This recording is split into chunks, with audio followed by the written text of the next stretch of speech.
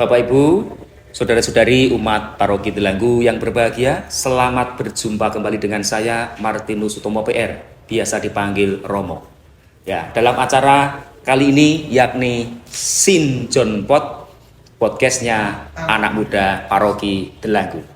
Dan kali ini kita mengambil tema yang sangat unik dalam bahasa Inggris yakni Who am I? Nah, siapakah aku? Aku siapa? Aku ki sopo. Nah, maka untuk acara pada siang hari ini, untuk podcast ini, kita kedatangan tamu undangan yakni Romo Florentinus Harto Subono. Maka saya akan mengajak saudara teman-teman sekalian untuk berkenalan dengan Romo Bono. Ya, karena ada pepatah mengatakan tidak kenal maka tidak sayang. Nah, atau juga mengatakan sok kenal tanda kurang kasih sayang. Nah, maka pada kesempatan ini kita akan berkenalan lebih dekat dengan bintang tamu kita yakni Romo Florentinus Harto Subono. Selamat siang Romo. Selamat siang, selamat siang Romo Tomo, selamat siang saudari-saudara semuanya, berkah dalem. Romo Bono, saya mewakili teman-teman OMK dan juga seluruh umat yang menyaksikan ini. Saya mengucapkan selamat datang, Romo. Terima kasih. Seperti tadi saya matur, kami ingin mengenal Romo lebih dalam, maka Romo bisa memperkenalkan diri, nama lengkap siapa, lalu asal dari mana, pernah tugas di mana. Oh ya. Nama saya Romo Harto Subono, biasa dipanggil Romo Bono. Saya lahir di Gunung Kidul, maka saya biasa memperkenalkan diri. Jelek-jelek begini, saya bukan orang desa, tapi orang gunung. Gunung aja Gunung Kidul sebelah itu. Saya ditakdiskan menjadi Romo tahun 1982. 82, Romo. Ya. Wah, saudara-saudara saya baru lahir itu ya. Tanggal 25, sedangkan itu saya dalam umur 27 tahun karena saya lahir tanggal 3 Agustus 1955. 55, ya. Lalu ketika menjadi Romo, saya ditugaskan pertama kali di Paroki Santo Ignatius Magelang sebagai vikaris. Iya. Kemudian saya dipindah ke Sedayu. Di Sedayu saya menjadi pastor paroki, kemudian pindah di Cetis, lalu pindah di Komisi Kepemudaan sambil menjadi wakil rektor tahun rohani. Waktu itu rektornya Monsiur Pujo Sumarto. Tahun rohani seminari tahun rohani Semarang gitu, Jangli, yang sekarang Jangli itu ya. Ya. Ada di sana 3 tahun, kemudian saya berhenti untuk katanya sih untuk ambil kursus, tapi saya rada nakal. Mestinya ambil kursus saja, tapi saya ikut kursus-kursus yang lain, di mana di situ ada boleh mengambil mata kuliah lain untuk kredit. Mestinya rencananya 1 tahun, tetapi kemudian saya ambil kredit. Tahun berikutnya saya ikut lagi. Kursus di mana Romo itu? Pertama di Gonzaga University. Amerika saudara-saudara. Oh, USA ya. Kemudian tahun kedua saya pindah di St. Louis University di Missouri. Kemudian belum selesai. Tambah 2-3 bulan saya bisa menyelesaikan lagi S2 saya, tapi kemudian dipanggil pulang, dipaksa pulang. Oh iya. Pokoknya pulang loh. Tapi itu tolong, beberapa bulan lagi saya sudah ambil S2. Pokoknya pulang, tidak ada rundingan, pokoknya pulang. Begitu Romo administrator. Ya sudah, saya pulang terus menggantikan Monsiur Pujo sebagai rektor di tahun rohani. Lalu kemudian rektor seminari tinggi ya, Romo? Nah, setelah 7 tahun. Saya menjadi rektor seminari tinggi Santo Paulus Kendungan. 7 tahun juga. 6 tahun. 6 tahun. 6 tahun karena itu sana 3 tahun 3 tahun. 2 periode. Oh iya. Lalu saya dipindah ke Kemetiran, belajar menjadi Romo paroki lagi. Oh iya. Lalu kemudian dipindah lagi di Kidologi, merangkap pastor paroki dan vikat DI. Setelah itu saya pindah di Paroki Banyumanik, paroki terakhir sebelum saya datang ke sini. Oh ya, terima kasih Romo Bono. Ya. Jadi Bapak Ibu Saudara sekalian, beliau ini dulu adalah rektor saya di seminari tinggi. Masih bersama saya dengan Romo Tomo dalam acara Sinjon Podcastnya anak muda Paroki Delagu. Terima kasih Romo Bono atas sharingnya. Dulu ketika saya menjadi Romo itu saya punya moto panggilan, kecaplah betapa sedapnya Tuhan. Nah pasti Romo Bono juga memiliki moto panggilan, maka boleh diceritakan Romo moto panggilan apa, lalu latar belakangnya bagaimana? Moto panggilan saya ini terumuskan dalam bahasa Jawa. Okay.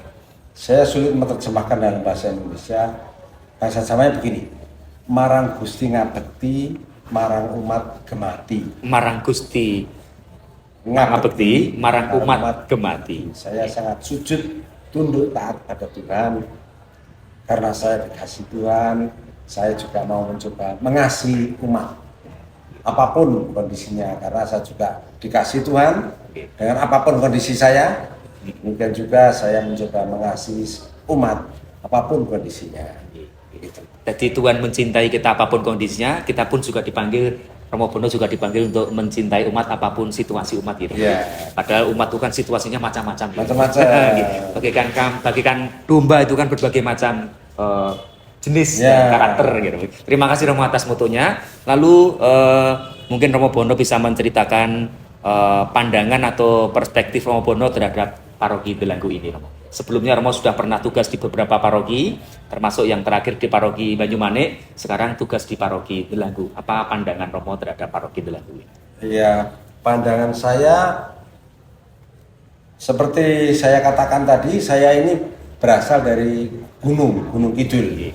Jadi di Gunung Kidul itu menurut perspektif atau pandangan saya sejak di seminari, gunung itu lebih terbelakang daripada desa. Dari gunung, desa, setengah kota. Nah, lalu ini sudah levelnya naik. Saya kalau sudah dari gunung ke daerah yang setengah kota.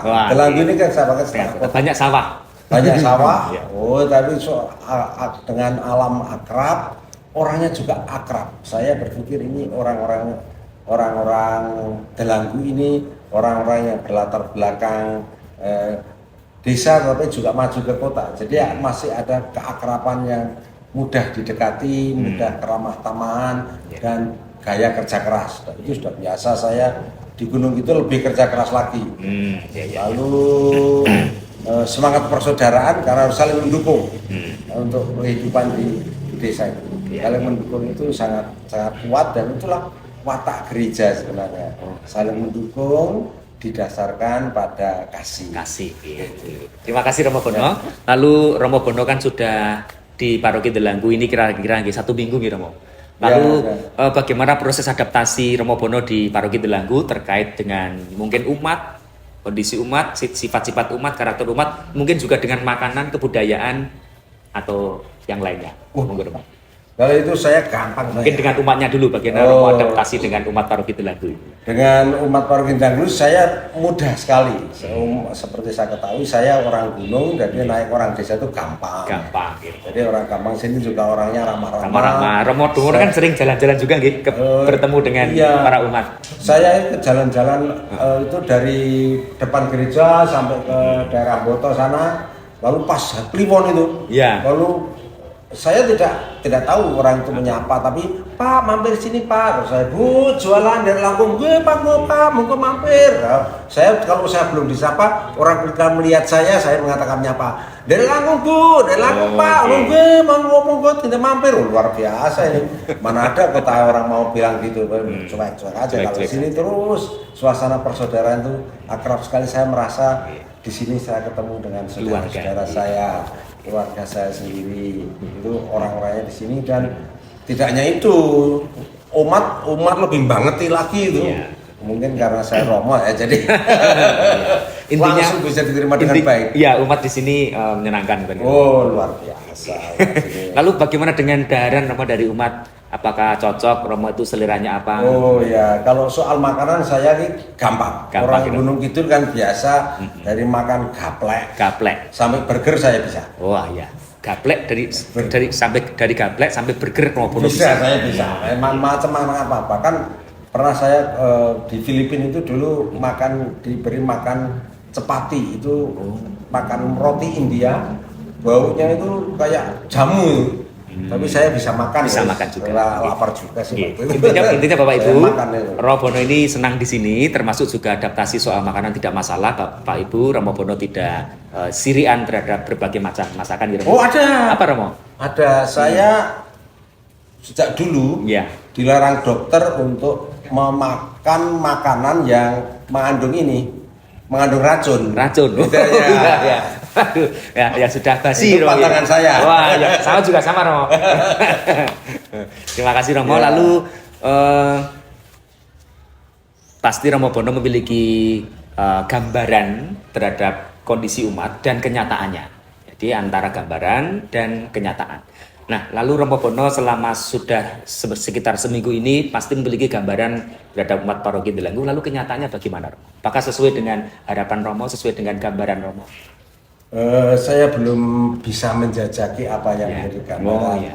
cita-cita mereka, tetapi umat di sini lebih open, lebih terbuka, lebih mudah diajak berunding, lebih mudah diajak berbincang-bincang.